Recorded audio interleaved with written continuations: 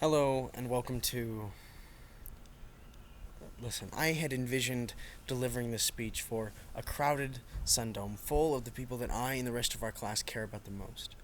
I had envisioned 5 months ago that this graduation would be normal. I would walk in time with the pomp and circumstance I had pained through for the past 3 years as a band student, arm in arm with my best friends that stuck with me through it all. I could hear the 2020 chants echo through the side corridors of the Sundome as the goosebumps would spring up and down my spine. I could feel the overwhelming joy of throwing my cap to the stars and never looking back as the red, white, and blue confetti blasted over the top of us. Smiles, hugs, joy, excitement would all dance in the air that night. That's where I thought I'd be right now. Do I wish I could be there right now? Absolutely. Would I go back in time and change anything? Absolutely not, because there has never been a more fitting end to this chapter in our lives. This is exactly what is so unique to the class of 2020. We do things our way. Now, as many of you know, I'm a bit of a music nerd. I grew up with my dad's hand-me-down iPods and listened to the same 15 songs on repeat until I was 9.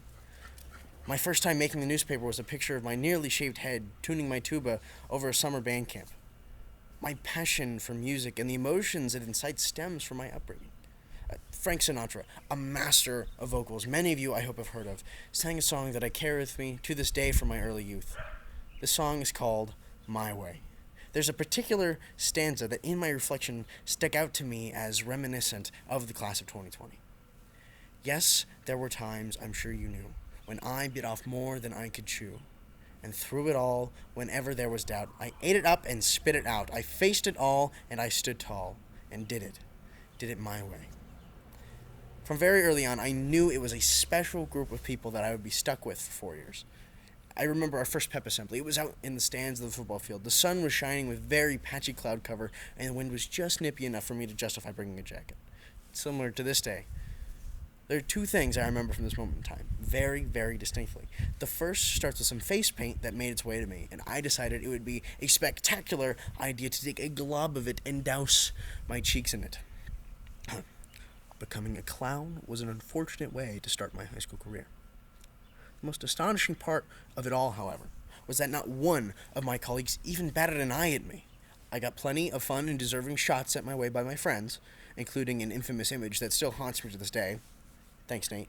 But throughout the day, there was not one negative mention of it.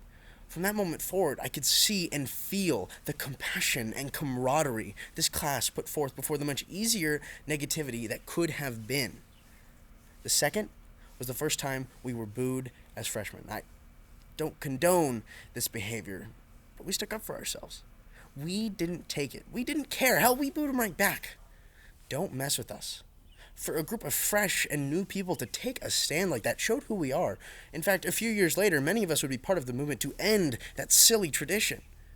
We don't back down, and we make change for what is right with a rooted compassion that is planted deep in our hearts and minds. That is rare and will absolutely change the world. And is yet another example of how we did it our way. Yet, despite this overwhelming togetherness we share, we are also accepting of our individuality, the essence of human integrity, that we are who we are and we should not be ashamed for being ourselves, shines through all of our hearts. Now listen, I'm a big boy, no ifs, ands, or buts about it. Not once have I been called fat, obese, ugly. That's just the kind of people we are. Some of the kindest people you will ever meet were within those high school doors, sitting right next to you, and would make your day. We use our brains well, but our hearts guide us through principle. Again, that is a rarity amongst kids our age, even among adults sometimes. We're unique in how we go about our individuality, in that we do not stomp on others. We cherish them for who they are. We celebrate the achievements of our classmates and lift them up instead of attempting to drag them down. As I mentioned before, but my time with the band has shown this to me. This school supports their music department far and away better than your average high school. Frequently, the band is looked down upon as beneath the sports programs of their respective high schools. Here, people legitimately love us and the sports teams. My greatest memory as a member of the band is still walking off of my freshman year show to cheers and genuine smiles. That hit me deep. There was a mutual respect between the arts and sports. Respect for the dedication and time that each separate individual put in to their respective craft. Whether it be football, tennis, marching band, or theater. There was no little to no bickering or bad blood between. That is incredibly rare for a high school class to put forth that kind of culture. Time and time again, we did it our way. Now, in the present, under the weirdest circumstances imaginable, we've done it our way.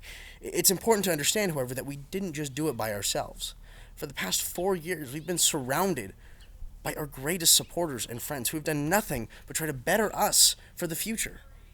For many of us, it was our teachers. I can attribute much of my personal growth to them. Mr. Brennan forced me out of my comfort zone and made me think for myself. Mr. Burns and Mr. McKimmey helped me flourish with my previously suppressed creativity. The entire math department and science department kept me interested in something that I really wasn't that interested in to begin with. And Herbeck, as anyone who has ever taken his class would say, made the classroom a unique experience every single day. And of course, Mr. Jones, Mr. Fries, Mr. Reese, and Miss Lai have all put us before their own livelihoods many times, creating a welcoming environment to express ourselves and find joy in music. In a few months from now, hopefully everything will be normal again. I hope to give a handshake and a hug to each and every one of you and all my teachers. After that, however, high school will be well behind us.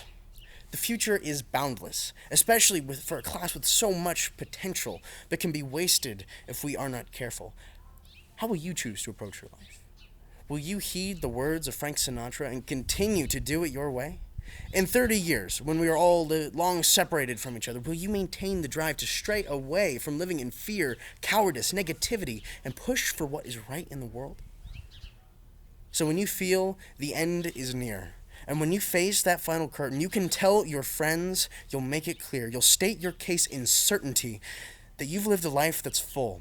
You traveled each and every highway, that when you bit off more than you could chew, through it all, whenever there was doubt, you ate it up and spit it out.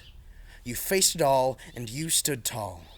And most of all, you did it your way. Thank you.